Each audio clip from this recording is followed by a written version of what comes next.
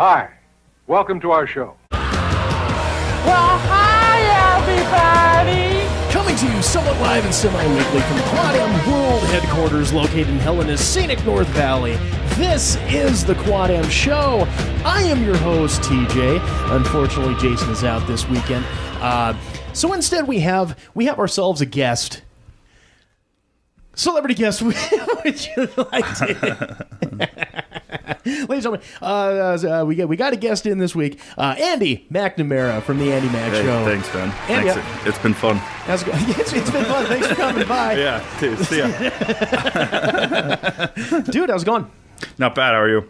Good. Thanks for having me on. It's exciting. It's been first time in almost a year and a half. Been next in front of a mic, so it's gonna be fun. Yeah, it's gonna be fun. We got a lot to talk about. Yeah, oodles and fucking Bibles and shit. So okay, so Andy, you got the Andy Mac Show podcast. We were talking a little bit beforehand. It's been a little while since you had the thing on there. So as you're always welcome to be on the show. Awesome, and you as well. You've got open doors, open door fucking policy, and. You got the show going on. You're also making the rounds, doing a little bit of stand-up comedy here and there. Yep, having good times doing that. So what's it like for you? Give me an average working road day. When you go, if there is a show, what happens? It's usually in Spokane, which is about 4 hours away from here. Right. What usually happens if everything goes according to plan? We'll go to Spokane. Hang out at the hotel Saturday. Usually usually hang out at the hotel. And then about 7 o'clock do the show for about 15 minutes, watch the other comics, get out of there.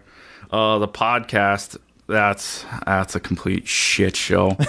I mean, I see your setup and it's like, wow, like he's got it all set up, and Devin and I, we just stick the phone in front of us and we talk about it. It's like, what is the meaning of life, and then we go off that for another 2 hours and 25 beers later. So, don't think this is professional. Hey, listen, wait till you see our setup. It's more professional than what we have. So hello, Moto. Yeah, exactly. Yeah, but see, okay, here's the thing though. Here's where your show. I mean, you look at this like Frankenstein monster that I have set up here. We got the nice little recording software. Got the El Cheapo mixer that I got for I think like $100 over at the local music store. And I says, yeah, we could probably fucking use it. I'll tell you what, this actually was the best purchase I ever made, because prior to using this, oh dude, our show just sounded like the drizzling shits, man. See, and that's something we need to get to. Mm-hmm. I mean, like I said, we stick my phone in between us. We'll both have our Bluetooth headphones in, and that's about it. We'll start talking, and one thing will lead to another, and then we'll read emails from past fans and stuff like that. Right. And, I mean, we have an email that has probably 2,000-3,000 emails that we haven't touched yet. Well, fuck, get those people over to us, because I want. There's a thing that we've been talking about. We were going to call it the low IQ&A. The low IQ&A. And basically it was just feel free, ask us anything you want. You want financial advice, relationship advice, whatever. Fucking, just send us stupid shit. And dude, it's fucking crickets, man. They don't fucking love us. Well, see, that's what Devin and I made the mistake of. We decided, I don't remember how exactly happened. We acted like we were Loveline at one point in time. People were calling in, people were emailing us their relationship stuff. And I was like, you gotta be kidding me. This is out of our league, man. Like, I don't think any of us can hold down a relationship more than 3 months, man. Who was Dr. Drew and who was Corolla? I think we both were a mixture of both, man. The longest relationship I had was with Aunt Jemima, just because I put her on my waffles for a few years. So that's Ms. Butterworth got all fucking pretty pissed much. off and Yeah, jealous. exactly. But yeah, it was. I think that's what's really funny about today's society. I mean, if you get that demographic, the 20 to 25, everyone's having relationship problems, and people listen to random ass people who have no business talking about relationships. Oh, sure. And I think that's how we caught on. And as stupid and funny as it is, I mean, I think that's what really happened in our tenure when we were on Spreaker, is a lot of people really, I guess it was just the average Joe giving advice, Right. and they didn't want to listen to some shrink saying, oh well, you need to take these steps and stuff like that. Hello, I'm Patricia Adams. Yeah, I am exactly. a relationship expert. Da, da, da, blah, Exactly. blah. I mean, there was one guy, he wrote in and said he cheated on his girlfriend and got herpes. And Devin and I, we did the, you fucking scumbag piece of shit. Like, you fucking don't deserve this, you fucking asshole. Oh, we freaked out at him and everything like that. So I think people kind of enjoy that. I mean, if you're real with people, they'll absolutely listen to you. And I don't recommend ever going the relationship route. What do you mean, relationship advice, or just don't get into a relationship? A little bit of both. If you want to live a long, healthy life, don't get into a relationship. It's here's one thing I always point out is that you look at the majority of my friends, and they're all, if they're not completely bald, they're balding, and they're gray, and they're wrinkled, and they're old. You would have no idea that I was 40 years old unless I told you. Yeah. You know why that is? Not married, no kids. There you go. This is the fountain of youth right there, Daddy-O. There you go. But the fact that we just mentioned that, you lost all your female listeners, so I think that's... Oh, are you kidding me? The whole two of them? Oh my God, he's single. It's a shame I'm a militant feminist lesbian or else. Yeah, there you go. There you go. We got a bunch of those listeners too. I don't think I've run them off yet. All 5 of them. Oh, we have. Okay. So in our various times that you and I have bullshitted at the local watering hole of choice. I never really ever mention names because unless you're paying, I ain't fucking giving you no props. We've as I was saying earlier, I've got the Frankenstein hookup here with the good microphones and all this type of stuff, and so it sounds like $1 million when we're doing the show, but really it looks like fucking 10 cents when you're doing it. It actually looks like the Matrix when you walk in here, man. It was really impressive. I dig it. I'm really jealous. This is awesome. What would you say if I told you? Yeah, I'd take the blue pill. I don't care. Let's jump down the rabbit hole. Yeah, man. I mean, like I said, we just stick my iPhone in between us and we start talking, and we can edit and everything like that and make stupid sound effects, but you have a legit setup here, and I dig it. But see, where you kick our ass is that, number one, like I say, somewhat live and semi-weekly. Somewhat live being that, we record live, and I'll edit, the fucking dead air and the bullshit out, and just try to keep it as tight as I can. But because we're not a live show, it doesn't allow us to have immediate fan interaction. But the one area you guys kick our ass on is interviews. Mm-hmm. You guys have done like a ton of UFC guys. You've gotten probably some B and C celebrity levels. Yeah, comedians. That's just coming. I mean, that's if you go on Twitter, you could talk to literally anyone. Right. And if you do some searching, you can find anyone too. Yeah. I mean, if someone's hawking something. Exactly. I mean, there's times, Devin, I shouldn't say it on air, but I don't give a shit.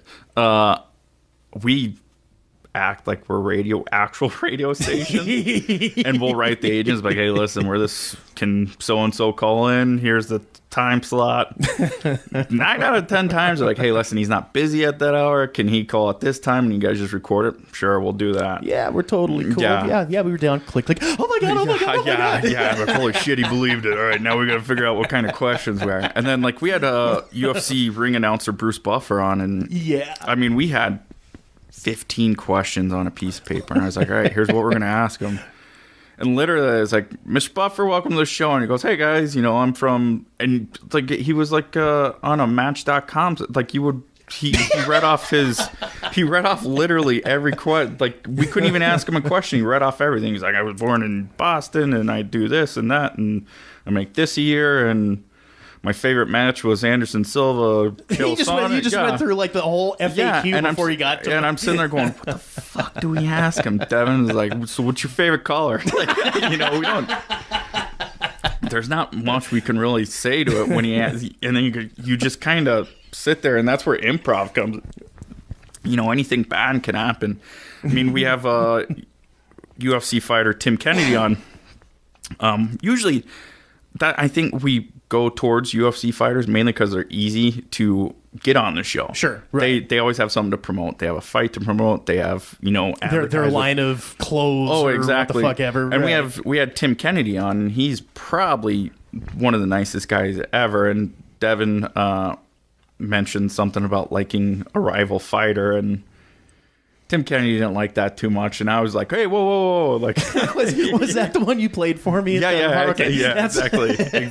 And I was like, "Oh shit!" He was like, "Well, he's not going to be back on the show." And then he tweeted us later. He's like, "Hey, I had a blast on the show, man. Like it's been fun." Awesome. I was like, "Oh gosh, we're gonna get him back," Okay, so then I gotta ask. This was probably the greatest story I've ever heard in my life, and I think you know where I'm going to go with this. Yeah, Norman Reedus. You got what? Okay, bring us down. Now, okay, I'll paint the picture for you kids. In amongst all of the interview gathering that they were trying to do for the Andy Mac show, they managed through some form of finagling. They were going to get their 15 minutes with Norman Reedus. Lead us down the primrose path and give us this fucking awesome punchline. So I remember it had to have been the start of season 3 or 4. Okay. They were doing the promos for the show, and they were calling into TV shows radio shows and everything like that. Mm-hmm. I don't remember how, but I know if heaven's real, they will put it on the list and be like, you kind of look like an asshole here. Like, yeah, you kind of shit the bed on this one, fellas. Yeah. But we, like you said, finagled our way in an interview. And when a celebrity is going and promoting something, it's usually they have to do the radio, then they'll go do the TV, then they'll do like the late night talk. That's usually how it goes. So the radio usually starts about 5 a.m. Right. I get an email from his agent, and we have like this legit, we used to have this like legit email address, and it was Andy Mac Show at, AndyMacShow.com. Yeah, and we put some call letters on there. Oh shit. K-Rock. Yeah, it was something along those lines. It was like HL 1047 or something like the Wave. Yeah, something stupid, man. So he's like, all right, we'll put you in the lineup. We'll call between 5:15 in the morning and 5:30 in the morning. I was like, cool. So I'm talking to Devin. He's like, all right, cool. And like I said, we do the podcast with the iPhone. And when someone calls in, we have another phone, and we usually put it together so you can hear us talk, and it's on speaker. You can hear us talk, then you can hear the caller talk. Mm-hmm. So it's like the night before, we have like we have everything set up. We're all ready, and I go, all right, and the phone starts ringing. It's a restricted number. I go, Andy Mac Show, and he goes, hey, I'm calling in. I was like, all right, cool. So I go to set the phone down, and I go, all right, our next guest can be seen as Daryl on The Walking Dead, Mr. Norman Reedus. Norman, thanks for coming to the show. He's like, hello? I was like, hey, Norman, how's it going, man? Hello? Hello? I was like, hey, Norman, what's going on? I can't hear these guys. What's going on? Hello? Hey, you guys there? Hey, Norman, what's going on? And I'm looking. I was like, what the fuck's going on? I don't know. And we're struggling. Like, it's 5 a.m, 0 sleep. We're all anxious and stuff like that. Right. And all of a sudden, you hear click. And as he clicked, in the iPhone, the screen kind of flashes, and I saw the mute button was on, and he couldn't hear us. I was like, son of a bitch, dude. So I tried emailing him. He's like, nah, man, he's done. Like, that's exactly what happens. That's a story we don't like to tell a whole lot. I think this is actually the first time I've ever told it. Live, but yeah. That's when we're like, all right, we're just going to stick to UFC fighters for a while. He would have been the biggest guest, we had for a while, but... Well, sure. Oh yeah, big time. And and like the best part was we were on Twitter. It was like, we got Norman Reedus on the show. Like, and then people were like, what happened? And I was like, I don't want to talk about it. He didn't call in. Like, just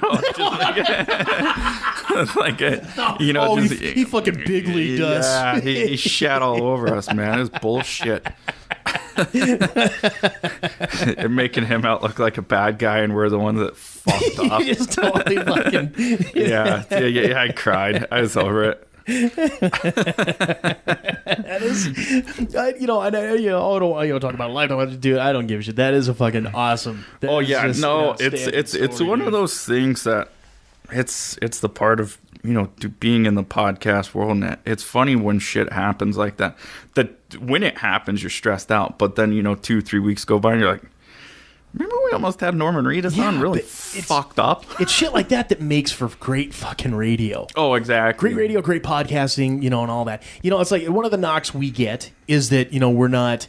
I don't want to say it's like we're not millennial enough, but we'll have. I had one guy who did a review on the show, and they said, well, they're awful chipper. Their intro sounds like an intro into a sports show, and they act like they're a morning drive type show. That might be good for a lot of people. Not really my cup of tea. And I'm like, okay, I'll take that as a compliment. And then the other fucking day, some asshole, okay, I'm on this like little fucking community page, right? And I'm too fucking busy to really play the community game. I'm not really, in there playing. And really, this community is like a handful of podcasters that all just do their own like show. And then some of their fans are lumped in there too. And then you get some guys like me that are just wanting to promote our podcast. Mm-hmm.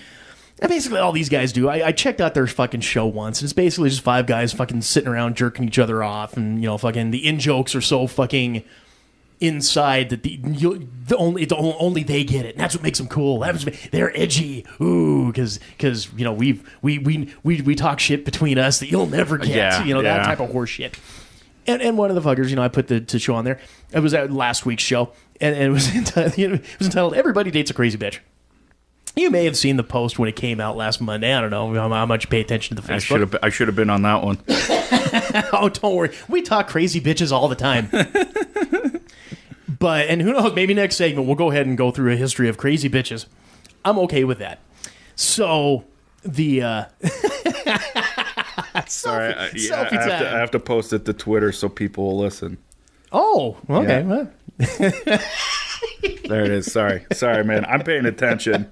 Well, get the both on. Oh, yeah. Ready? Here we go. There it is. All right. There it is. There we go. Tweet and retweet, kids. Here we go. Yeah, get ready. Get ready to party. like it's 1999 all over again. But yeah, so I post the fucking show up there, and every once in a while someone will listen to it, and usually every time it's always, like, I think the first time one of those fuckers, gave a comment about it, was like, yeah, you guys are good for like when podcasts were bad. And it's like, yeah, okay, fuck you. All right, yeah. Kiss my ass. And then this guy, he goes, this is exactly what I'm talking about. This is just nothing but try hard trash. I mean, what the fuck? And to that, I can say, I will simply say this. The trolls, they're out there. You're gonna fucking have them, and I'm okay with that. Everyone has their fucking opinion. And when you're a keyboard warrior, you have the safety and the buffer of the internet, because I'm never gonna find you and whoop your ass. That's a good point. There's safety in that little ticky-tacky behind the thing. Exactly. But like I said, I've listened to your show, and I don't find you fucking funny and amusing. I mean, Jesus Christ. We're try hard. Yeah, you're goddamn right. I fucking try hard. I fucking try to put out at least some level of quality. It's not the best quality, I'll tell you. But every week we've got fucking content. We're bringing this shit out, and the numbers, while not astronomical, is something I'm very proud of. Yeah. Like, yeah, and one of those fuckers like, you guys are 30 episodes in. What are you worried about? How many people are listening to your show? Motherfucker, it's called advertisers. I want those numbers up so I can start fucking, getting some bank. It also be, yeah, exactly. And to be able to do this and just sit at home and eventually have something like a Corolla or Joe Rogan or something. Right. I mean, I think that's every podcaster's dream. It's definitely my dream, but, I also have to start podcasting. I can't do it from my cell phone either. And that's one of the problems with podcasts. The biggest problem with podcasting is the same thing that makes it podcasting horrific, is the fact that anybody can do it. And when you have a show of some level of excellence, but you don't have a celebrity name behind it, it's very easy to get mired in with the rest of the dreck. Exactly. And there are quite a few really good independent shows out there. Maybe they don't have quite the audio quality, but they've got the content. Yep. And then you've got others that, they've put in the fucking time and the money to get the audio up there, but their show just fucking sucks. Yep. It's like, hey, I got a new podcast out, me and some buddies. We just sit around a table and we drink beer and we bullshit. Okay. What do you bullshit about? Stuff. Okay. You're not giving me a hook here, exactly. And it's just, it's that type of shit that just fucking drives me up a wall. And that's kind of in particular with these fucking trolls here. It's basically all they fucking do. It's just all inside jokes and jerking each other off. And while I'm not saying my show is for them, clearly it's not. But, dude, come on. Trash? Nah. No.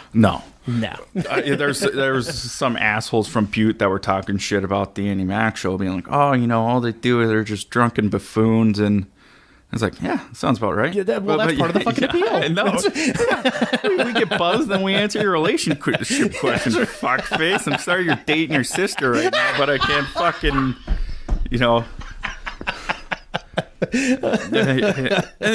and like you said, I think that's it. And it's not just that everyone's able to do, well, I guess everyone's able to do a podcast. Yeah. And everyone is doing podcasts. And it's getting to the point where, gosh, I mean, you throw a stone and someone's doing a podcast, I mean, who was it the other day that I was like, why the fuck do they have a podcast? Can't remember. It was like some random ass like WWF wrestler has a podcast. I think they all fucking know. I would like Jericho, like Talk is Jericho. He's got one. Stone Cold's got one. His. Ric Flair's got one. And see, Devin and I were talking about this the other day. There's this podcast that we have this idea where if we were able to ever make like a network or anything, we have this podcast idea where we call someone in. Let's say you're the guest. And be like, all right, name your favorite wrestling match of all time. You name it. What we do is we talk about the build up to the match, then we watch the match together and we commentate on the actual match and sit there and do this whole entire thing, which he and I are in the process of. I mean, we've got one guy, his name's Steve Simone. He's a comedian. He also just released a CD, so go buy that on iTunes. It's called What Up Nerds. So he was like, oh, yeah. He's big friends with Rowdy Piper. Oh, right on. So he and I were talking, and he goes, yeah, absolutely. I would love to, be on the show, and I can tell you what matches I want to talk about, and I can give you insights from what Rowdy told me. I was like, that'd be badass, man. Yeah. Fuck, I would love to be a fucking guest on that. Yeah, absolutely. Because I was obsessed with professional wrestling from basically around 88, 89 up until probably about 10 years ago when the product just went to shit. Mm-hmm. I spent a year. I moved to Jersey. I trained at the Monster Factory. Yeah. Had the chance to shake hands with Jimmy Superfly Snuka. Working at a show. You remember Chris Candido and Tammy Fitch? Yeah. They were there. There's some great fucking stories come out of that. But yeah, Superfly Snuka, softest hands on a man I've ever met.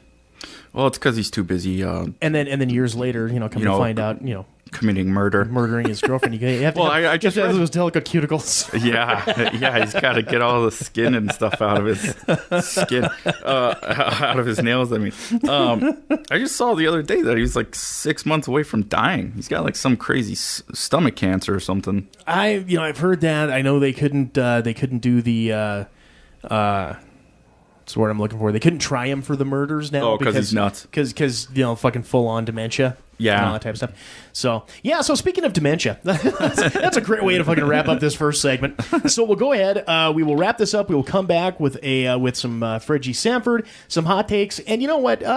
Probably get on some wrestling riffs since I got a wrestling guy I can fucking talk with. Yeah, absolutely. I'd be down. We'll see what happens. So we will go ahead. We will come right back. This is the Quad M Show. Stay tuned. Have you checked out QuadMProductions.com lately?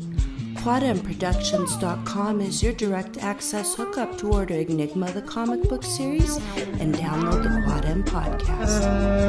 Check the appearances page for upcoming events and contact us with questions or comments. Don't be the only lonely soul who's missing out on all the fun. Visit us today at QuadMProductions.com. That's QuadMProductions.com.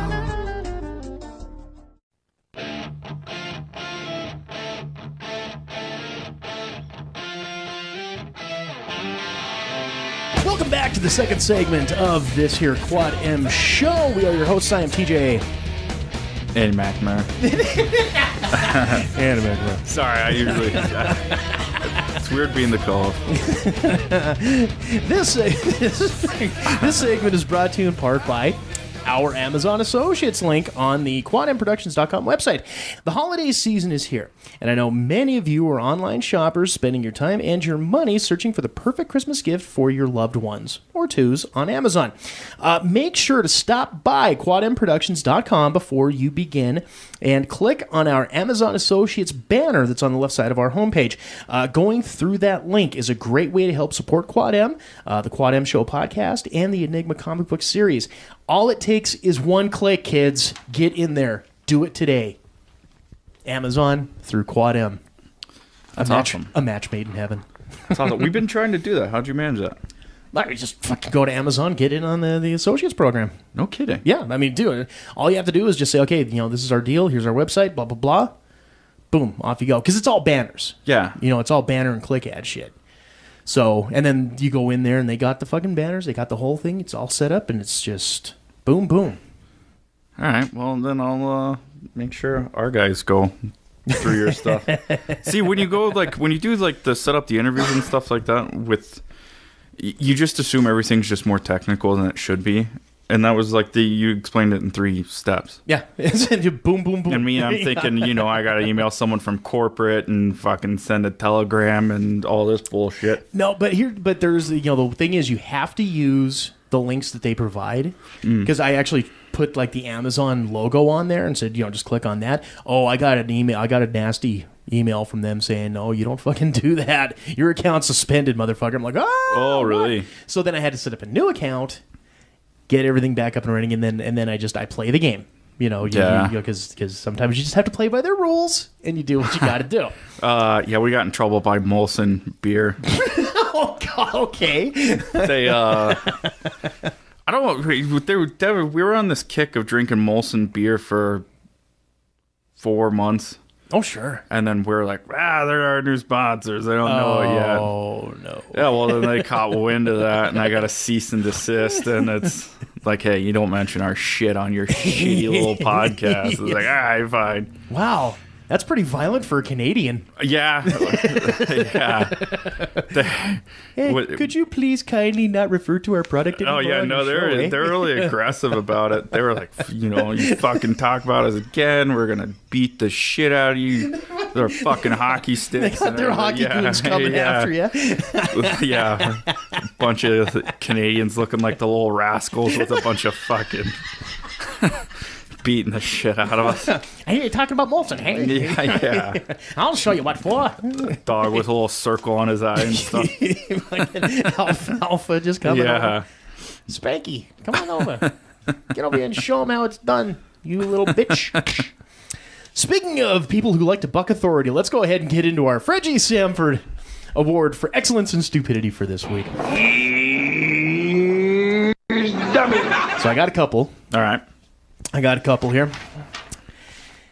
First one, and this comes to us from, I believe it's Pleasant Grove, Texas. And the story goes as such. Now, a child custody swap between two grandmothers led to a shootout outside of a Dallas Walmart that left one woman wounded, local authorities said. You big dummy, see what you did? The two women met to transfer custody of their mutual grandchild somewhere around 5:30 p.m. on Sunday. The ensuing argument turned violent. Janice Brown, age 53, allegedly pulled out a gun and shot Carla Hawkins, age 55, in her neck, leaving her with injuries that were not life-threatening. You big cold-blooded dummy. An off-duty, it gets better. An off-duty Fannin County officer responded to the scene. Brown allegedly shot at the officer. He returned fire. No one was harmed during the exchange. Brown was taken into custody and charged with aggravated assault on a public servant. Charges related to Hawkins' shooting will be referred to the Dallas County Grand Jury. Authorities had not made any further information available as of Tuesday morning. First off, was it Carla? Carla was the victim, I believe. Hold on a second. What better grandma names than Carla and Janice? First off, you definitely know that's grandma shooting at each. Given it is Texas too, why? Yeah, remember this is Texas, dude. Yeah, you shouldn't be surprised. Yeah, Janice, Yosemite Janice was the one with the guns. Gosh, and poor little Carla. She took one in the neck too. That's impressive. That's a trooper right there. I know. You can't even do that in Call of Duty and survive to tell about it, but now you can. My thing on this, and I realize, as I'm getting older, I'm 40, and I'm looking at this and I'm seeing grandmas age 55 and 53, and I sit there and think to myself, they're only like 15 and 13 years older than me. Yeah, that's insane. I picture grandmas being like the little, oh, hello, how are you? Yeah. You stupid fucking whore. Yeah. But I don't remember my grandmas ever carrying a Glock in their purse when I hung out with them, but... You want to step, bitch? Yeah. That's nuts. Don't perpetrate, you fucking whore. Yeah. Can't fucking believe that. And then they probably went home and made cookies after that or something. Just with a stitch and a butterfly Band-Aid on her throat. Yeah. Jesus Christ. What is this world coming to? Grandma's got to carry now? Carrying, concealing them wrinkled old shitting granny panties. All right, so the second one that I got here too. All right, so in a bizarre incident, today is apparently Firearms Day. Yeah, on the show. In a bizarre incident, a 32-year-old woman. Now this article came out of the Baghdadistan or the Hinduistan or whatever, some fucking paper out of India. Yeah. Someone it refers to in the U.S. In a bizarre incident, a 32-year-old woman opened fire at her house guests because they were too loud and had overstayed their welcome. You big dummy. Alana Annette Savell was charged with aggravated battery with a firearm after she shot at two people, striking one of them in her home in Panama City, Florida. Whoa, look out, look out! Bay County Sheriff's Office said the victim, Ms. Christy Jo Mohr, M-O-H-R, Mohr, stated she felt herself get hit in the legs and ran away from the home and got into her vehicle. The victim and her friend had come to her home to hang out and began drinking and getting too loud. Saville stated she did not want them in her house and started shooting at their feet.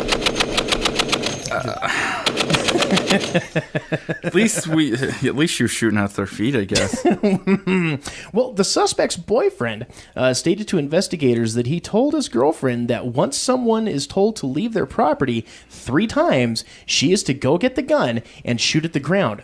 If that doesn't work, she is to shoot people in the leg. Wait, who said that? Her boyfriend. Oh, okay. After firing the gun at the ground, Saville continued shooting as the man and woman left, striking the woman twice in her legs. Saville later acknowledged to authorities that there was a phone in the house, and she could have simply called 911 to make the guests leave. Unbelievable, man. Saville's boyfriend was also struck with a round in the leg during the incident that took place this past Monday, sheriff's office said. Now, page 2. Page 2. After the guests left, Saville put the handgun into a garbage can next to the house. Sheriff's deputies were called around 2 a.m. To a hospital where the female gunshot victim was receiving treatment. Saville was arrested about 2 hours later and taken into the Bay County Jail, where she is being held for a $100,000 bond. You big dummy. I've got nothing.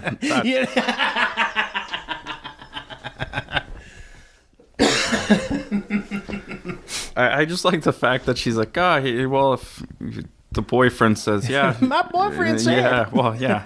If I tell him 3 times and I get to shoot him in the feet, that sounds like some, like...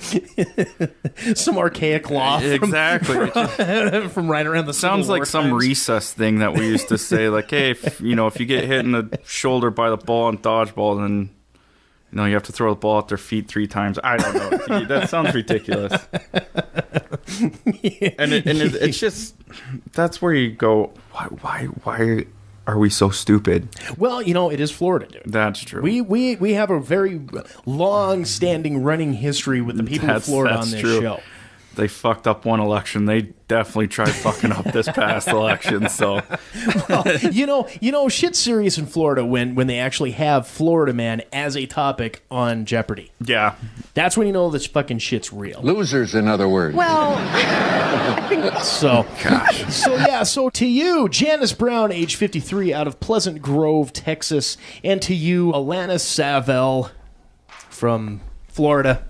Congratulations, you two are the winners of this week's Freddie Sanford Award for Excellence in Stupidity. You dummy!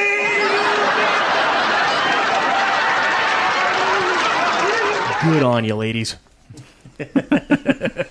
Unbelievable. Yeah, this is like I said, this is the show right there. I could honestly probably do an entire show on this shit. And that's all stuff that actually happened this week, right? That's not like, okay. Yeah. I know, it's one of those things where I say, if you steal from me, you're stealing twice. So, there's... I like that. We saw a comedian not too long ago in Spokane.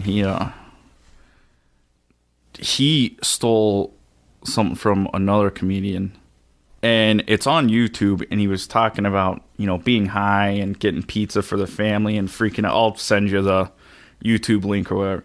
But the guy stole it, and it was just unbelievable how, like, people can just do stupid, like, they're not creative enough to steal, or not creative enough to make up their own shit. Go out there and bomb, but they see someone just crush with it.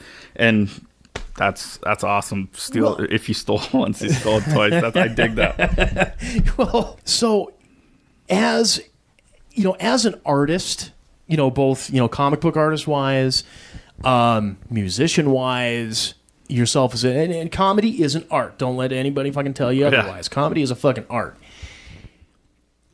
Whatever that art may be, that's like the fucking cardinal sin to rip off somebody else. I mean, like blatantly rip off their shit. Completely agree. There's we've made comment there about this comic book artist by the name of Greg Land, and I used to kind of respect his shit, and I dug what he did, but then I found out just how bad he copies and traces and has actually ripped off other artists. No kidding. And I totally lost it. I mean, don't get me wrong. I have no problems using photo reference. Uh-huh. And I'll be honest, there's times where I fucking trace off a photo reference. Yeah. It's, fucking many artists use a light box I've got sitting over there.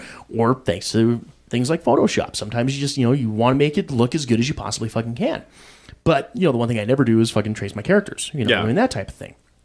But for somebody like Greg Land, he actually stole a Spider-Man pose from another artist by the name of Travis Charest. Mm-hmm. I mean, it was blatant. There was no fucking hiding it, changing anything on it, nothing. And I'm like, dude, you do not fucking do that. Music, that can be pretty hit or miss because there's like down the line, how many artists have been sued by other artists because a guitar riff sounded too fucking common? There was actually or the whole rap music thing, with sampling. Kesha, I don't know why I know this. Kesha, she's getting sued. Well, the hell's that other guy? Pitbull. Okay.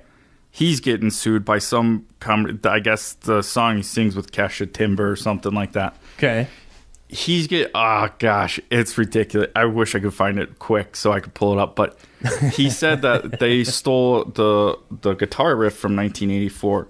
Literally sounds nothing like it. Right. It's the best thing ever. And, artists like that, what they're pretty much trying to do is they're just like, let's settle out of court. Give me $50,000 so I can go get a rock and get the hell out of here. Right. Right. Or it sounds nothing like it, but you know what? This is going to give me fucking, it's bullshit promotion, but it's still fucking promotion anyways. Yeah. It's still keeping the name out there. It's still doing whatever it is. And that's a bullshit move too. Yeah. When it comes to shit like that. But I mean, I could sit there and I think, I don't think it was a blatant ripoff. And I don't know how, far back your rock and metal history goes. I have zero. Okay. I have zero knowledge of music. Oh, okay.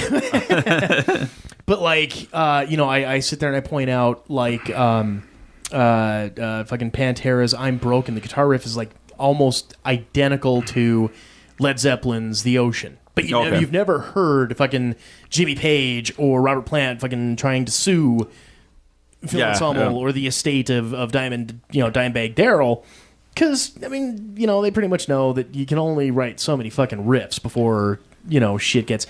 That's like whoever fucking wrote Twinkle Twinkle Little Star trying to fucking sue the alphabet song. Yeah, fucker. My favorite's Vanilla Ice when he's like, no, their songs like do do do do do do, and our songs do do do do do do do.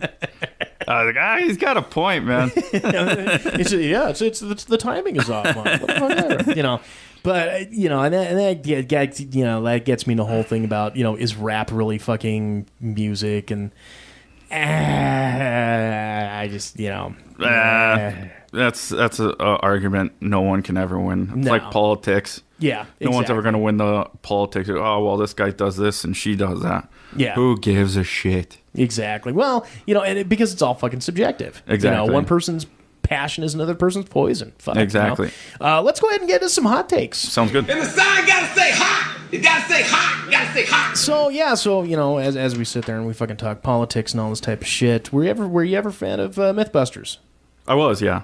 So apparently, and I think this is pretty fucking cool, because a couple weeks back, or maybe it was even more than a few weeks back, around the time when Mythbusters did their big series finale, everything was being wrapped up, no more new shows, and me and Jason were sitting here crying, fucking rivers of tears, because, dude, I fucking love that show. Really? Oh, I love it. The girl in it. Carrie. Yeah. She was easy on the eyes. I'm going to show you a fucking picture that I posted a while back. It's actually one of the funniest fucking things I've ever... It's one of the funniest memes I've ever fucking seen on YouTube. It is fucking priceless. But apparently, Netflix is signing a deal, and they've got this going on, where Tori, Grant, and the lovely fucking Carrie are apparently going to be doing a new show. Wow. Streaming through Netflix. I think they're calling it the White Rabbit Project, I think is what they call it. Yeah. So, so Netflix has signed up. They're going to be doing what they're calling the show the White Rabbit Project. And apparently it's basically just going to be all the same type of Mythbusters shit. Where, they're going through and they're dispelling the myths and they're doing the projects and all that type of shit. And I guess it's going to be starting airing this month. I believe it's either going to be December this month. So they already started production then on it. Yeah. Oh, wow. Yeah, they're doing the big promotions on it and all that type of shit. See, this would be a time to try to get in and maybe get a phoner. I'll see what I can do. Get a little phoner with her. Yeah. I'll see what I can do. I'll make sure we're not using the iPhones then. But yeah, I will definitely see what I can do. That's interesting. Can you guys do Skype? Yeah, no kidding. Because, with this setup, I could do a Skype interview. Oh, yeah, you could, huh? Because everything's all running right through. That's impressive. It's just a matter of whether they can hear us or not. We'll figure something out. She'd be like, guys, and we're like, Just staring at her. What a bunch of assholes. Oh, yeah. Click. He's like, I love you. Have my children. Yeah, marry me. You are so beautiful. That'd be the whole fucking interview, Yeah, too. I just get nervous. Like, what's your favorite color? We're here with Carrie. How you doing? How you doing, Carrie? Oh, I'm fine. Yeah, we're here with two other guys. Nah, I don't care. Who's the other two dudes? I'm Tori. Yeah, what the fuck ever. Yeah, so, Carrie. Yeah, so I heard you're newly single. So tell me, do you got any Indian in you? Yeah. You want some? Yeah, you want some? You want some?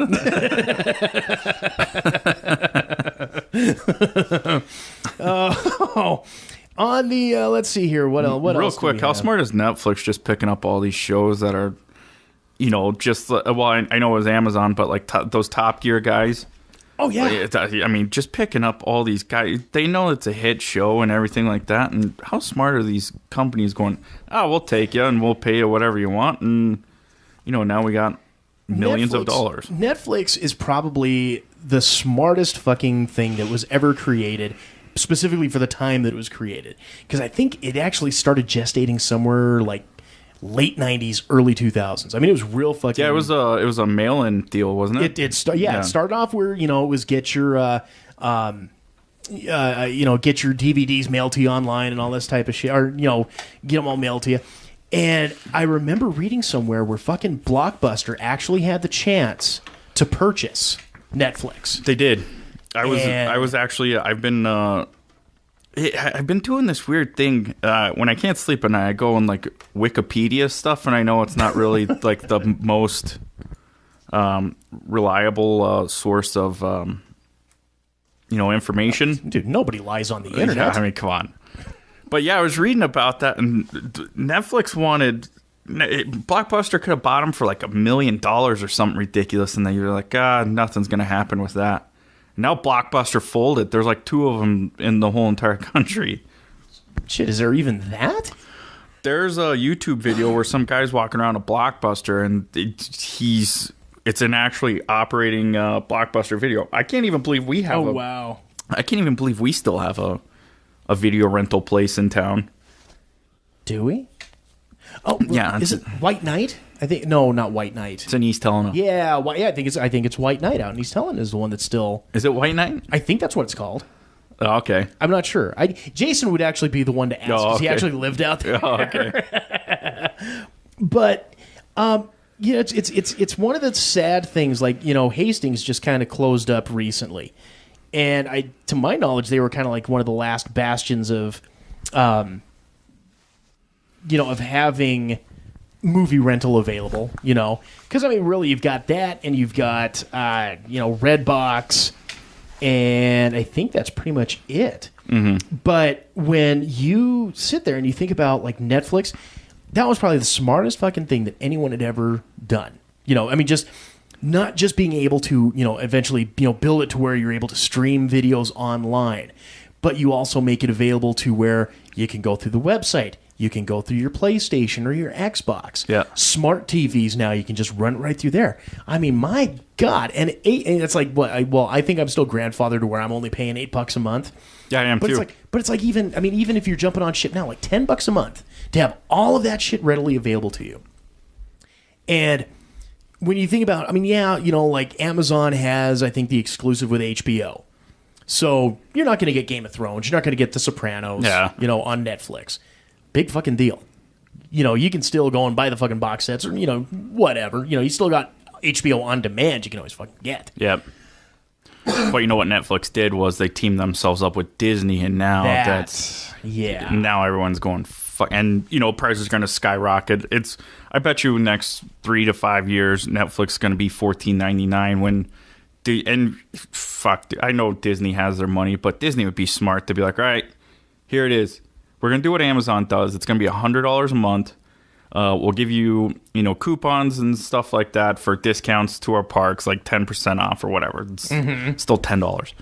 And, we're going to have our own stream of all of our whole entire library. We'll only let, 100 movies out every so often. like per month or whatever, you know. Oh, yeah. And they would be smart. They already control the world, but they control it even more. Well, see, and that's where, and then, you know, that's another thing too. That's why Disney is so fucking, you know, from a fan standpoint, you could sit there and say, oh, those evil conglomerate bastards. From a businessman standpoint, I can sit there and say, those guys know how to fucking run shit. Oh, exactly. And build a demand. Because you look at, like, back in the days of the old VHS tapes, and even now with DVDs and Blu-rays, they go ahead and they'll pick, like, maybe 5 or 6 of their old animated classics. Limited time release, now on Blu-ray for a limited time. Get it now while you still can. And they'll have it out for, like, 6 months, and then pull it off the shelves. Yeah. And that's awesome. And, I mean, it's like, fuck, you want to build a demand. Yeah. That's how you fucking do it. I tell you what, though. If they can get away from the fucking, you know, the PC, the thought of PC, if they released fucking Song of the South... I don't think it would go over too well this time of year. People would lose their fucking mind. I would be the first one in line to get it. Oh, that's Brer Rabbit. Yes. That's Splash Mountain. That's even coming with the guy that's wearing a Disneyland t-shirt right now, man. Dude, yeah. I went to Disneyland in January, and I was with my friend. Said something. Well, this ride is fucking racist. It's awesome. I mean, Don't throw me in the prop hatch, yeah, it's like, oh, yes, that's right. So, I'm not even enjoying it. I'm just sitting there scared. I'm like, oh, this. Oh, Brian Fox, he going to be fooled by the top, baby. All these people are really pissed off. Yeah. This is incredibly racist. All the crocodiles have sheets on their head and stuff like that. You're like, wow, this couldn't be more racist. It's funny. But yeah, dude.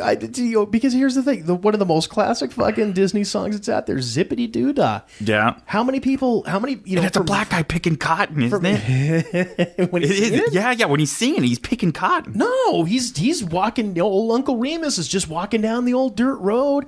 Mr. Blue. Maybe that's just the racist in me going. Yeah, he's picking. Yeah, cotton. I'm hoping for. Oh, yeah. Maybe that's in the deleted scenes. Yeah. Yeah. Uncle Remus getting whipped by the slave master. Your name's Toby. This week on the Wonderful World of Disney. Yeah. I'll whip the cracker! Yeah.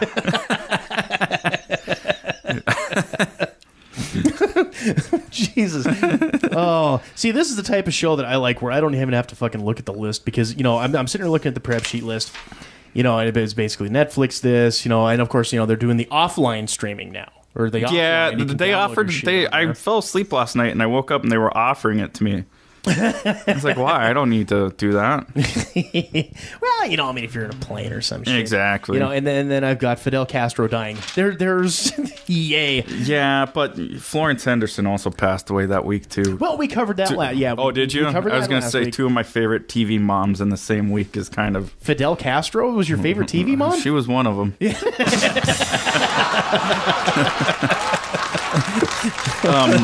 My gal Fidel. Yeah, no, that's a bummer. All these people are, well, besides Fidel, I don't want to give a shit. Because there was someone else pretty big before Florence Henderson passed away, wasn't it? The group of 3 that I because it's always group of 3, which is fucking nuts. And I'm starting to believe it big time now too. I used to play it, but then it just kind of became boom, boom, boom, boom, boom. Especially this year. Yeah, because it was Rickman, Bowie, and then. Oh God, I'd have to go back and take a look. Scott Weiland died this year, I think, from Stone Pilots. Yeah, I mean, but like I said, it's just this year has just sucked. Like, as far as that shit goes, man. It's like Rickman, Bowie, and then like that fat broad from Wings or whatever that show was. From Wings? Yeah. No, how was that airplane show? That was Wings. Oh, I don't remember a fat girl in Wings. She was redhead and she worked at the bakery. Thought she died.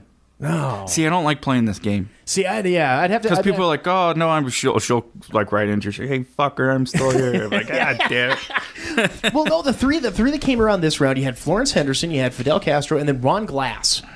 Oh, the doctor from Firefly. He was a priest in Firefly, and if you go even further back, he was on Barney Miller. Yeah, that's right. That was where I knew him best from, was Barney Miller. Showing my age. But the thing that disheartened me about the whole Fidel Castro thing wasn't the fact that he died. I mean, honestly, I could give two shits, and I'm Johnny Capitalist. I am fucking Captain America. I am Mr. fucking Red, White, and Blue. So to have the fucking, communist dictator pass away, hey, okay, I'm cool with that. Man, ESPN spent way too much fucking time doing the in memoriam thing for their shit. Did they really? Oh my God, because of Cuban baseball, yeah, the fucking Olympics with Oscar De La Hoya and all this type of shit. And I'm just sitting there thinking to myself, we're celebrating them, but how many of those fucking athletes ran on the fucking boat to get over here to fucking America? Yeah. To fucking play the baseball and do all the shit. Well, do you remember back in the late 90s, there was that little kid that Alien Gonzalez. Yeah, we were all fighting about. Mm-hmm. It's like, what's a big Alien. he wants to fucking go back let him go back. And he was with his aunts and uncles, and the FBI raided him, and then they sent him back. Yeah.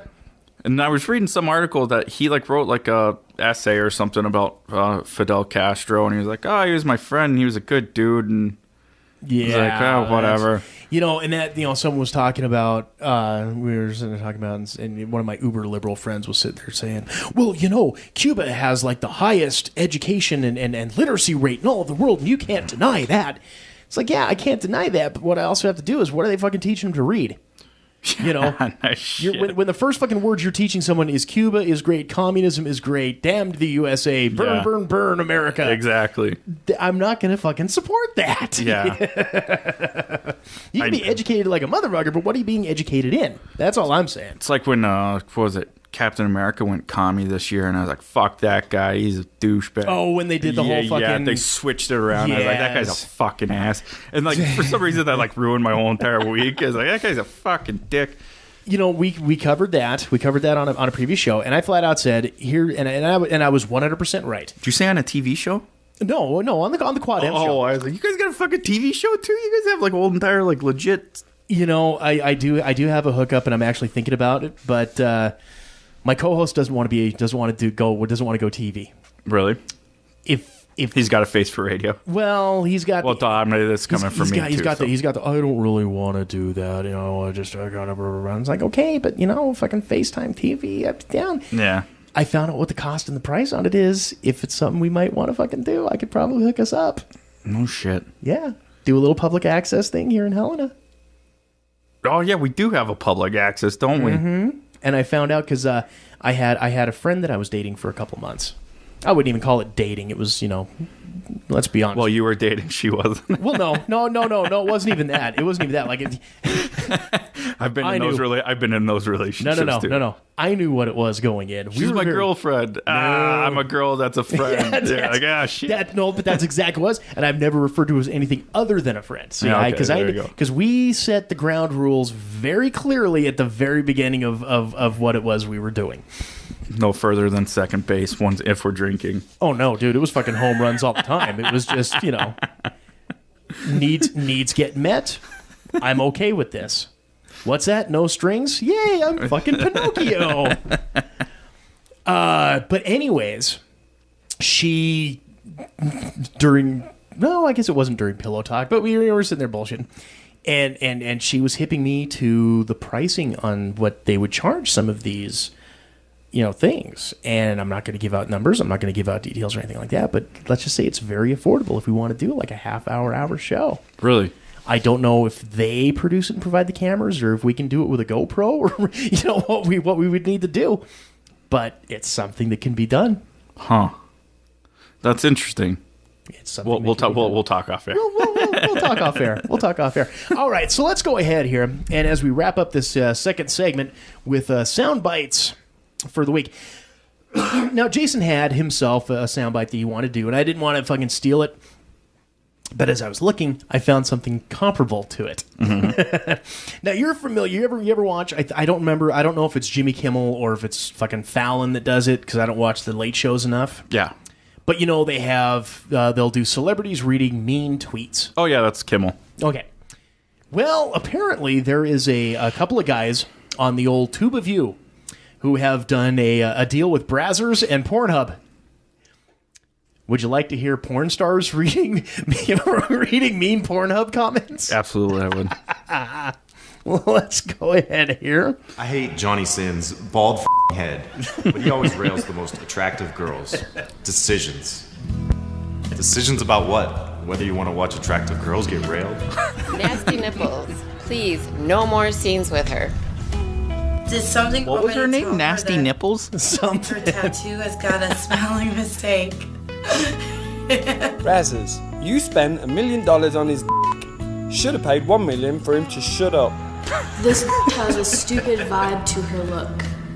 Please shave your again. Could be so hot, but the hairs are a total turn off.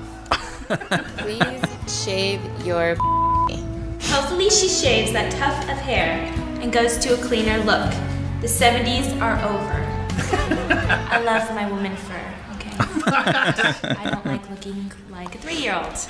I hate Johnny Sins, but he always rails the hottest girls, so it's hard not to watch him and his Mr. Clean head. UK's most annoying export. Did someone ever wanted to use her ass as a pillow? Well, yeah, everybody does. English motherfucker. Do you speak it? It doesn't look like leather anymore.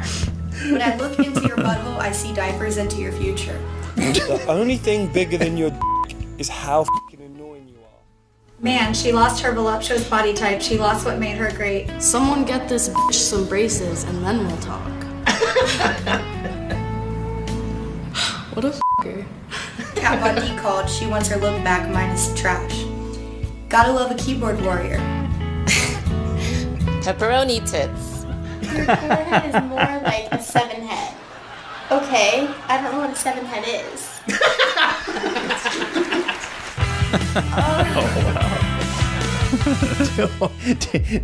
Do we want to go one more on that? Yeah, I'll do it. Is that worth it? Is that worth another visit? All right. On one hand, Eric Everhard looks like a douchebag. On the other hand, Eric Everhard looks like a douchebag. If you say Abigail Mack 3 times in the mirror at night, she shows up and disappoints you, just like her scenes do. So what part of your personality did you have to give up to get a big Was it intelligence? I don't really understand the question. I feel the shame you should feel. Lips that would make Donald Duck proud. These are f***ed up. I hope you're not sponsored by PETA, because I want to pound the f*** out of your beard. The Nickelback of male porn stars. It's a long one. More. Why is it that your voice sounds like that of a 30-year-old man? More. Is it me, or does Danny D have the most punchable face in porn? I don't really care, to be honest. Like, because not many people punch me in the face, and I get to f*** a lot of chicks, so... More to the power of 10. You look like high school was the peak of your life. I heard you're Stevie Wonder's favorite porn star. Ladies and gentlemen, we have the first person too dirty for Wall Street. Stop smiling, Johnny. You're bald. Bald people aren't happy. How does it feel to know that guys like your boyfriend more than you? Her moans are less realistic than Johnny Sins as a doctor. You are the human representation of Florida. Eric Everhard. Clever name, douchebag. Well, considering that my always stays hard, yeah, it is pretty f***ing clever. Something seems fishy about Chanel. Maybe it's her Does my smell? She was getting f***ed on Wall Street, so she decided the best alternative was to do porn and literally get f***ed. I mean, doesn't that sound good to you, bro? How the f*** do you pronounce your f***ing name? PETA? PETA? Get your together. Solid porn name. Sounds like your Barbie's friend that nobody cares about. Phoenix Maria is like my spirit animal. My spirit animal is a lazy, honey-eating bear. Who's worse, PETA from the Hunger Games or PETA from Brazzers? Why not both? Whoop-de-doo, you worked on Wall Street. Clearly that worked out for you now that you're in porn. Well, gee, I wonder how your virginity is working out for you. I'm pretty sure you're missing an N on your last name. Who has more people in them, Stacy Carr or an overcrowded prison? You be the judge. You remind me of a Soviet villain from an 80s D-list action movie. My brain says no, but my says yes. This I'm gonna go f somebody, and you guys can sit there and whack off. How does it feel to know your boyfriend f***s hotter chicks than you? It feels a little bit like go f*** yourself.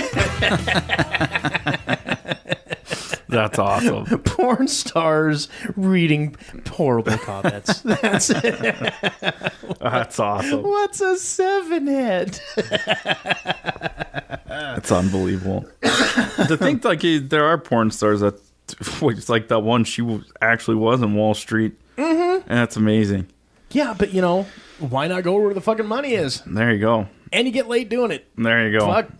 If I was packing, I'd move to California. Is the place you ought to be. Yeah, there you go. So I loaded up my truck and bang Beverly. All right. Well, let's go ahead here. We will wrap up this second segment. We will come back with a little bit of Reddit fun and some picks of the week. This is the Quad M Show. Stay tuned. In a city where corruption rules the streets, only one man can stop the serial killer known as the Blood Bandit. James Kurt, a former police officer turned private investigator, must race against the clock to stop the madman before he achieves his ultimate diabolical goal. When JK's brother Alex is thought killed in the line of duty and mysteriously returns with no memory of his past life, the stakes are raised even higher. Enigma, the comic book series from Quad M Productions, written and illustrated by TJ Damon, with colors and effects by Jason Vickers. Enigma. Order your copy at quadmproductions.com today.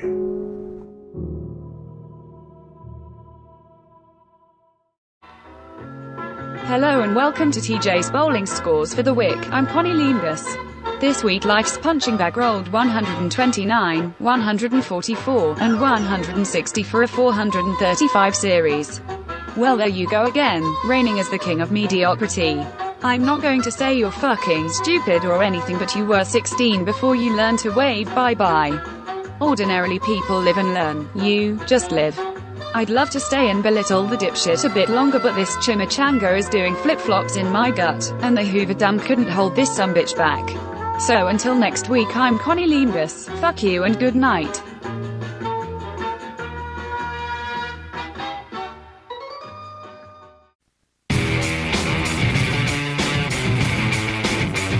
Welcome back to the third and final segment of this here Quad M Show. We are your hosts. I am TJ. Andy. And this segment of the Quad M Show is brought to you by Deeply Dapper. Hey, are you looking for that one-of-a-kind gift for the geek who has it all this holiday season? Maybe a little something out of the ordinary for yourself? Well, look no further than Deeply Dapper. Ranging from The Walking Dead to Doctor Who to Labyrinth to Star Wars and well beyond, Deeply Dapper has it all. From original art prints to metal flasks, handcrafted light switch plates and key hangers to handmade soaps, all based on your favorite Nerd World properties. Visit the online store today at deeplydapper.com. That's deeplydapper.com. Deeply Dapper, better living through tentacles. The guy that runs that is a very good friend of the show. Okay. He's a hell of a good guy. Met him at, actually, first con I met him at was the one that's local here in Helena. They do NagaCon every year, which is kind of like this anime convention type deal. And met him there, and yeah, no, he's a fucking quality guy. He's hell of a fucking talented. The guy is just fucking amazing. And he's actually going to be doing our covers on Enigma going from issue 5 forward. So oh wow, that's why we do the little promos for him. There you go. That's awesome. One hand scratching the other's back. There you go. That type of shit. There you go, man. So since Jason is not here this week, we're going to go ahead and do a very special version. This week, it's Reddit Fun with Andy. Awesome. So Andy, let's go ahead here. What does the Hive Mind have for us this week? Today's Reddit is, how many third graders do you think you could fight at once? And what would your strategy be? Okay, and then this was posted by? Posted by Spaghetti Boy 99. Spaghetti Boy 99. All right. So I guess that leaves the question there first. Andy, how many third graders do you think you could take out? All right, what's third grade? Eight is that's the About average. eight-ish. Yeah, 8 or 9. 8 or 9. Huh.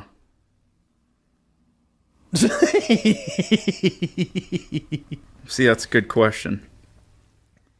I think it depends. I mean, I think for me, it would depend. Is it going to be one at a time, like fucking Mortal Kombat, where I just get them, like, no, this is like one shot, or will they be swarming on me like fucking World War III, World War Z? This is like.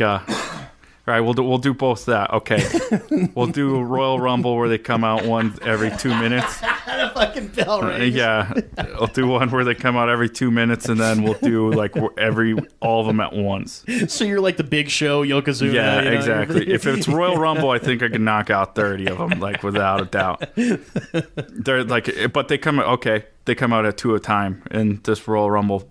Because if you're doing one, you can just pick them up and throw them over the ropes, and that doesn't count. Yeah, you got to make it a little fair. Yeah, or, at least, okay. or maybe start it off like 10, 10 in the ring automatically, and then bring them out. Make it a little fair for the. There you go. That's good. For the 10, little for the little shavers. All right, yeah. All right.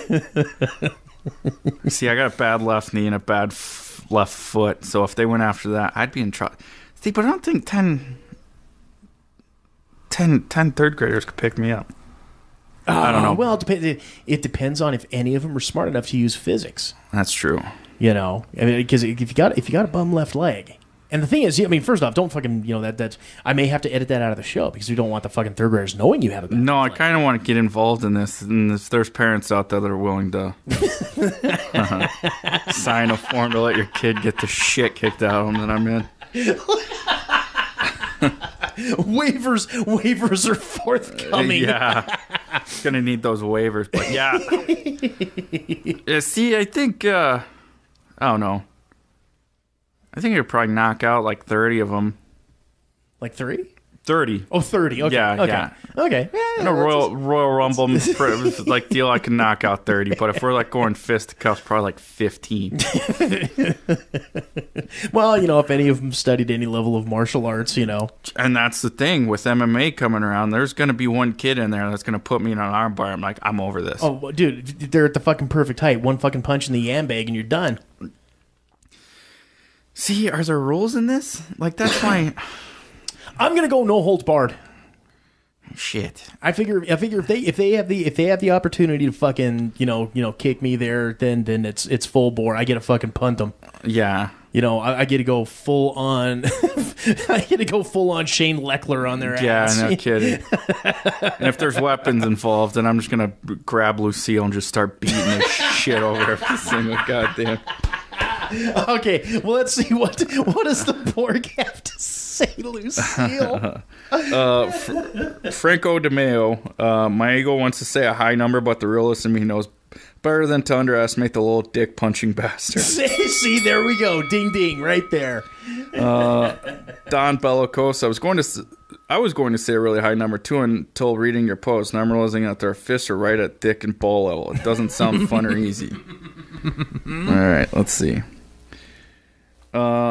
Jay Casey, 34. I think you guys are understanding yourselves. When I was a Boy Scout, these sorts of mob games were popular. Even having a few years advantage made it massively unfair.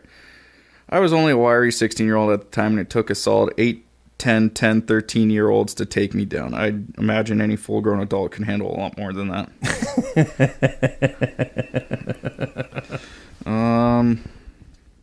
Let's see what else. If you scroll through it, you'll see where like that kind of thread cuts off. Yeah, and it'll go to the next dude. Yeah, so you're not, you don't have to deal with all the replies. They're third graders. All you have to do is tell them you're a tickle monster, in the vast majority of the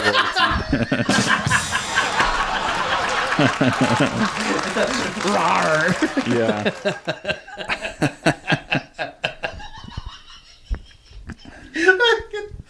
Tickle monster. That would be my ring name for the third grade Royal Rumble. That would be my nickname. The tickle monster. The tickle monster. Yeah. Oh my God, King! Oh my God! Who's gonna take down the tickle monster? See, we didn't think about this. Random Numb, he goes, when you're exhausted and they finally do overcome you, if you think about it, the only way The only way they have of truly inflicting meaningful damage is biting. They basically eat you alive.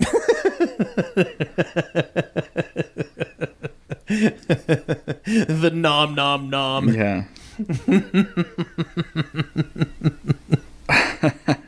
I read this at the Woody 626. I read this at the same time Scotland the Brave was playing on my wife's computer. I could not breathe.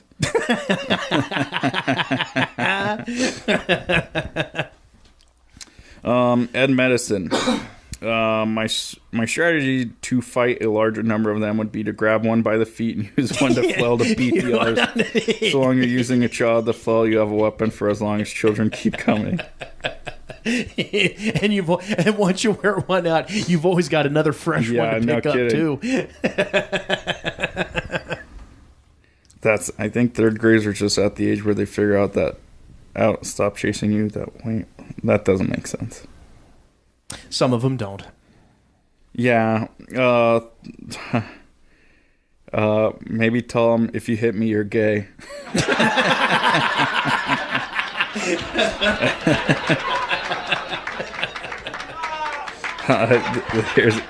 This is the one that wins. Austin Trans Mag. All of them. I'd fight naked. Only a select few would have courage to approach a fully nude, out-of-shape, balding man with hair in weird places. To collect vasses would be collected grasses. Winner, winner, chicken dinner. I don't think so. Winner, winner, sheen dinner. He wins Reddit. Collect vasses would be collected grasses. That is outstanding. Oh, God. Once again, Reddit, thank you so much for bringing it. All right. Well, we'll go ahead. We'll make this a little quick guy here, and we'll get this guy wrapped up. So, Andy, as is our usual kind of dealio here, we do our little picks of the week. Do you have any picks of the week this week? You go first, and I will see. I will see how we do this. See what you got. Yeah. My pick for the week this week, it's not so much a new item. Apparently, it's been around for about a year, but I just found out about it, so fuck you, it's new to me. Wacom has what they are calling the Bamboo Notepad. Now, for any of you that are that have had the opportunity and the chance to check out our comic book series Enigma, I think as I've talked to people at conventions, I've let them know that I do my pencils analog, but I do my inks digitally. And the item that I use for doing my inks is the Wacom Bamboo tablet. But unfortunately, it's hooked up to my PC, so it doesn't really warrant itself or allow itself to be used for portability and travel and that type of thing. And the Wacom Bamboo tablet, or the Wacom Bamboo Notepad, is actually really fucking cool. It comes as like a folio binder. It's probably maybe a quarter-inch thick. It is not very thick at all. When you open it up, it provides you with a ballpoint pen of its own deal and paper. And the cool thing is you can use any paper you want. So when it's time to refill, you go ahead and use your paper. Take your ballpoint pen and you go ahead and draw what you want to draw on the paper. And through the magic of technology, it takes the drawn image on regular 8.5 paper and converts it to like a JPEG or a PDF or a PNG format. Okay. And it allows you to save it to your tablet device, or it actually has, I think they said it has like 5 gigs of internal memory that will actually store the images in there. So like, say for myself, I can be on the road working and say I'm busting out. Dude, was that your stomach? Yeah, that was messed up. That was awesome. I hope that I heard it through the fucking ear. Dude, yeah, I had to have. That was amazing. Yeah, my stomach's been crazy this week. Just don't shit yourself while we're rapping. Yeah, no, trust me. So, anyways, that was rough. So, anyways, that's fucked up. Man. So it converts all this shit, and you can either store it in the internal memory. You can send it to your tablet, whatever it may be. So like I myself, I could sit there and come up with fucking thumbnails, while I'm on the road working fucking, the book, and then I can transfer everything on the computer. It just makes that workflow that much quicker, that much easier, that much faster. I think it's a great piece of technology. I just heard about it. Market price right now, like on Amazon, if you go to quadmproductions.com, you click on the Amazon logo, and you go in and you shop at Amazon, you can pick it up for $130 with the possibility of free shipping. You can't beat that. So my pick for the week this week is the Wacom Bamboo Notepad. My pick could be pretty much anything. Anything, yeah. All right. I mentioned it earlier. My buddy Steve Simone just came out with his second comedy CD. What's up, nerds? You can find it on iTunes. What other? You can buy it anywhere. Go through the Quad M Productions website. Go on Amazon, kick them some money, and buy it from there. Everyone wins. So he's got it both available for digital download as well as like a hard copy CD. Absolutely. Oh, and I believe he's eventually going to go vinyl too. He's talking about it. He's a really good friend, really good, great, clean comedian. If you're a family getting ready to drive, somewhere for Christmas, you want to listen to something that's not music and something that's family oriented and funny, everyone's going to love this. He's a big wrestling nut like us. He talks about family adventures, pizza parties, all that stuff that we used to look forward to as kids, and now it just tears up your stomach if you heard it earlier. But yeah, Steve Simone, that's Simeone. He's 1-0 away from being someone, so you can. Is that his line or yours? I said that to one time he lost it. Check him out, man. Do me a favor. He's number one right now on iTunes as far as comedy. It's awesome and good for him. This guy deserves it. I mean, he does blood drives for kids in hospitals and stuff like that. All the comedians go out there and donate blood and stuff. So this guy truly deserves it, and he'll bend over backwards, be on anyone's podcast, and would he be okay working with a bunch of potty mouths like us? Oh yeah, absolutely. He cusses too. If you piss him off. He's definitely one of the nicest comedians out there. He always willing to help out. He donated some things for my mom's golf tournament, and trust me, you will find him hysterical. So, what's up, nerds? Steve Simone, iTunes, and any other downloadable place I can't think of. I thought out iTunes or Google Play. Google, I don't give too many props to Google Play because they're not really good for podcasters. Yeah, but it probably might be available there. Yeah, I mean, maybe go buy it on Zune. I don't give a shit. Just buy it. Does Zune even fucking exist anymore? They might. I don't know. I remember my friend got one. It was a big brick. I was like, what the hell is that, man? So. All right. Well, good sir, then. Do we have anything left to pimp, promote, propagate, or pander for the evening? I got nothing, man. Fantastic. Well, that will wrap it up for this week's episode of the Quad M Show. Hey, gang, don't forget, check us out on iTunes. Subscribe, rate, and review. That shit is always important to us. Make sure, like us on Facebook. Follow us on Twitter, and as always, if you follow us on Twitter, you will get a super secret message from us letting you know details on being able to pick up your free downloadable copy of Enigma #1. So make sure to get in on that. All right, well, until next week, this is TJ, and again, Andy, I want to thank you for stopping by. Hey, no problem. Anytime, man. I appreciate it. Subbing in for Jason. All right, well, gang, we will see you all next week. Take care. You've been listening to the Quad M Show. Copyright 2016, Quad M Productions. If you have any comments, questions, queries, riddles, concerns, or just have something funny to say to us, feel free. Email us at quadmcomics@gmail.com or send us a tweet at quadmcomics.